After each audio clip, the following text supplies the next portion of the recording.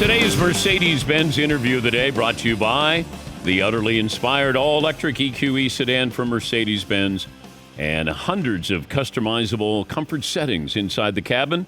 The vehicle all-electric, the feeling all Mercedes. Learn more at mbusa.com/EQE. He's the popular Bill Burr, and he's on tour. You can find out more at billburr.com, the Bill Burr Live Tour. Also, he's in Jerry Seinfeld's movie Unfrosted. He plays JFK in there.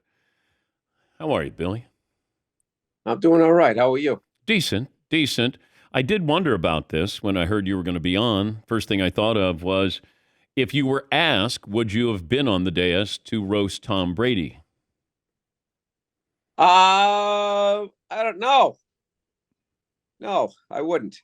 Because I feel like that's what happened to him during his career. I don't think I ever saw anybody achieve the level that he achieved while getting all of this crap from an astoundingly cheating organization in the Indianapolis Colts. I think he's gotten enough crap. I can't even get into half the stuff that the Colts were doing. I mean, to have your owners sitting on the competition committee and have them make the way we cover their receivers illegal, and then you steal our offense so you can win a Super Bowl. When you have like crowd noise when Tom's on the field and it's like skipping and you have to shut it off. Have you ever heard of an owner of the losing team conducting an independent investigation and it's upheld?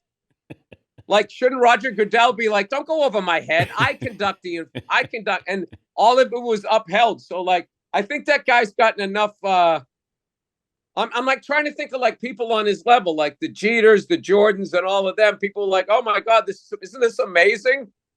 And Tom's whole time, they're like weighing footballs, and even ESPN, they made up that crap about us filming a practice, and then we proved that it wasn't true. And they retracted it on Twitter at like 2 a.m. So I had no interest in giving this guy any more crap than he did. And then all the ugly bastards out there were all excited when his marriage went south because they can't even approach the local hottie in a towny bar.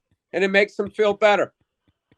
You know, and Peyton looks like a number 2 pencil, so nobody felt intimidated by him.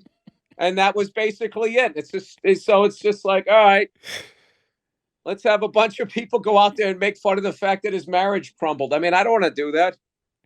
This could have been your bet. You could have gotten up there and been the anti-Tom Brady roaster.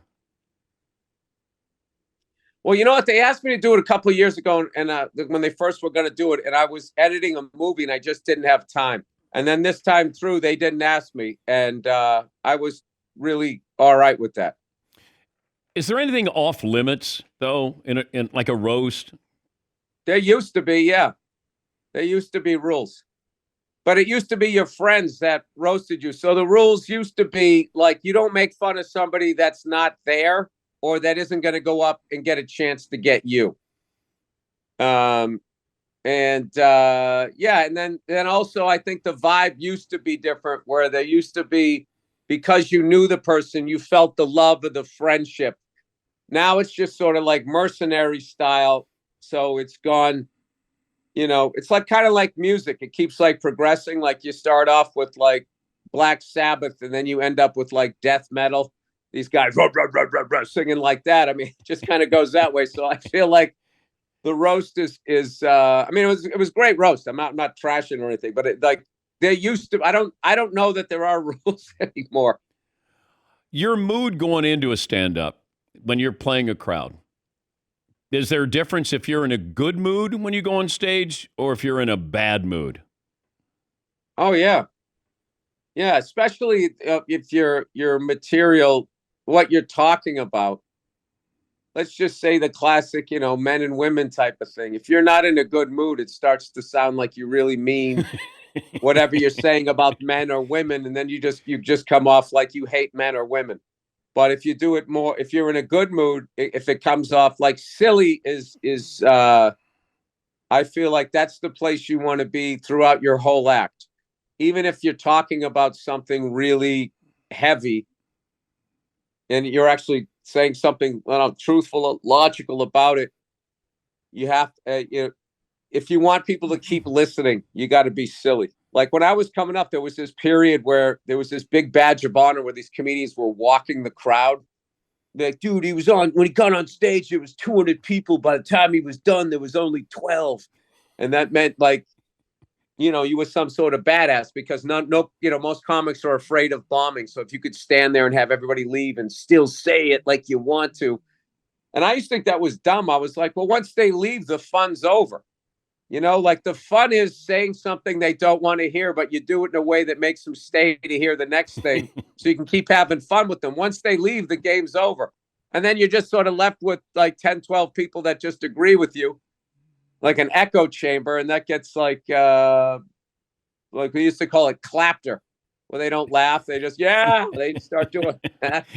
That's like the worst place ever to be, I feel. How do you feel about comedians who work blue and those who don't?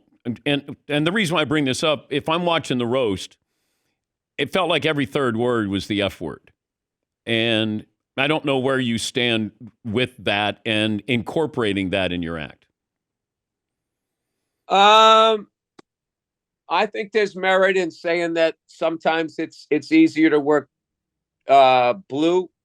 I think it's like anything. It's like drinking. You have one martini at the end of the day. It's no big deal. You start having like 6, it's a problem. So it's kind of like that. But there was this whole adage when I came up that like people that worked clean were true comedians and were better than the guys that work blue.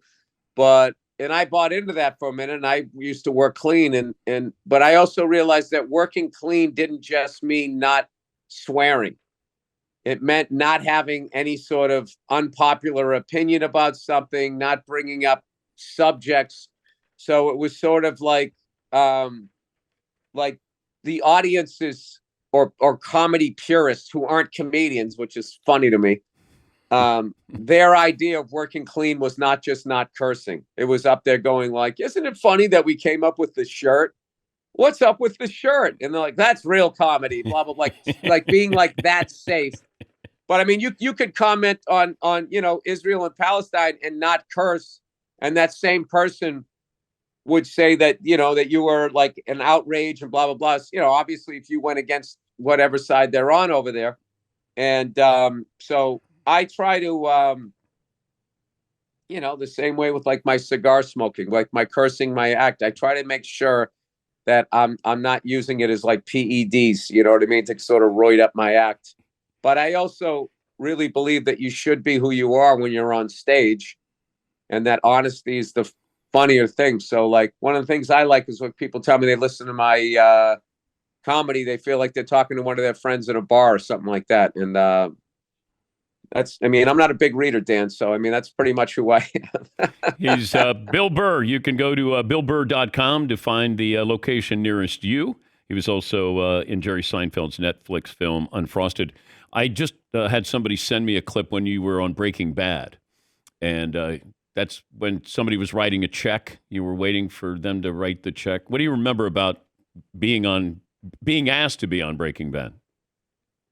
Well, since you brought that scene up, what I loved about that scene was I finally got to do something dramatic. And with all of this humor underneath it. Because there was something really funny about me standing next to Lavelle Crawford. For those of you guys didn't see it, he's a giant black guy. I'm this skinny, pasty white guy. And, the way it's written on the page, my character's saying all this tough guy stuff. But, I was thinking about the scene. It's like we're in the suburbs. It's during the day. Somebody's home next door. The last thing I want is for this to be a problem. And I got this great visual intimidation next to me. So I don't need to be tough. I'll just approach this as a business thing. And there was only a couple of moments where I had to kind of lean in, get a little sinister to kind of urge him to sign that check. And the writing on the show was so good that you could have like emotions, all the way up to the top floor on anything that they wrote. And I was a huge fan of the show. I watched it from literally the pilot episode. There was something about the billboard that captured me. So I think I got on the show because I was one of the first actors out here asking my agent if he could get me on the show. So before the whole town was asking, I got in quickly, and they saw me read. They go, okay, he can act. We'll put a pin in him if something comes up. I also think they like stand-up because there was a lot of comedians, Lavelle, Bob Odenkirk, and even when they did Better Call Saul, my friend Joe DeRosa got on that show. And so I think there was a bunch of things that came together in a good way for me to finally not play the redhead guy. Yeah, your hair looked pretty good back then. You had some nice moss at the time. Did I? I wasn't. Yeah. I think by then I was losing the roof pretty good. When you got famous, when do you cash in on being famous to meet sports heroes? Never. I don't do that. I always look at it's funny. Somebody was talking about the Beastie Boys, right? Going, can you believe how long ago MCA died? And I said, what's crazy? I was in Denver one time, and I stayed at the same hotel as them, and I was at the hotel gym, and MCA came walking in, and it was just me and just him. And I looked at him, and he saw me recognizing him. And I thought to myself, you know what my gift to this guy is for all this great music is I'm not going to say anything to him, and I'm just going to let him work out. So I look at it like, those guys, those athletes, NBA athletes, they work on Christmas. NFL, they work on Thanksgiving. Do they really need me coming up and being that, hey, I hate to do this. Can I get a picture? I just like, But if Larry Bird walked into the room, you walked into a room and Larry Bird's there, what's your game? He doesn't seem like the kind of guy that wants somebody coming up to him. So I'm not doing that. I will tell you this. Oh my God. I went to, my wife wanted to go to a Lakers game. I'm a Celtics fan. So I hate the Lakers. And, but I will say, I feel bad for Laker fans that they went from the Forum that had this amazing sound now at the Staples Center. The DJ literally plays the whole game. It's like you're at a backyard barbecue or something. The game is like secondary to everybody clap your hands every 5 seconds. It's like, can I cheer when something happens and not when this Radio Shack DJ tells me what to do? So we're in like the Forum Club, whatever the hell they call it, at Staples Center, and Kareem Abdul-Jabbar comes walking in. Now, he famously does not want people to come up to him. My wife is like starstruck. She goes, can we go over there? I said, no. Don't go over to that guy. Don't go over to that guy. He doesn't want people approaching him. So, of course, some lady comes walking up to him and catches him in the right moment and takes a quick picture. And my wife's going, go talk to him. And I'm going, no. So I went up to him, and he had mentioned me one time in some article he wrote. I said, hey, Kareem, hey, I'm a comedian. You mentioned me one time in something you wrote. And I was going to say, can my wife get a picture with you? I didn't even get to that. I go, you wrote something about me. And he wasn't even looking at me. He just goes, I did. And I was like, oh, no. And I got to be honest with you. I felt bad. Right through like the second quarter. Not for me. I felt bad for him. I was like, all this guy does is get bugged, and I just became another one of those people doing that to him. So, were you mad at your wife? Huh? Were you mad at your wife? No, I was actually surprised because she's not into sports the way I am. So I was excited to see her be excited for this athlete, to see him. And, it's exciting enough for me just to see him. And what I love about all of those old school Lakers is I hated them when they played, and now I love them. Like now I can sit back now and just look at, and I remember when like the Lakers were the first ones to drink champagne. I think the only ones in the Boston Garden. I remember when Kareem hit that shot and he went like that when he went down the court, and I was yelling F you at the TV. Now I look at it, I was just like, that's an amazing thing that they did. And I love watching Michael. Like Michael Cooper, when you watch him on the local sports out here in LA, the level of hatred he still has for the Celtics, because that was like, now they're all seem like they're friends and they bounce around the league. But back then, if you were a Laker, you were a Laker. If you were a Celtic, you were a Celtic. And I still think my favorite NBA team of all time was the 83 76ers, who I would put up against the 96 Bulls.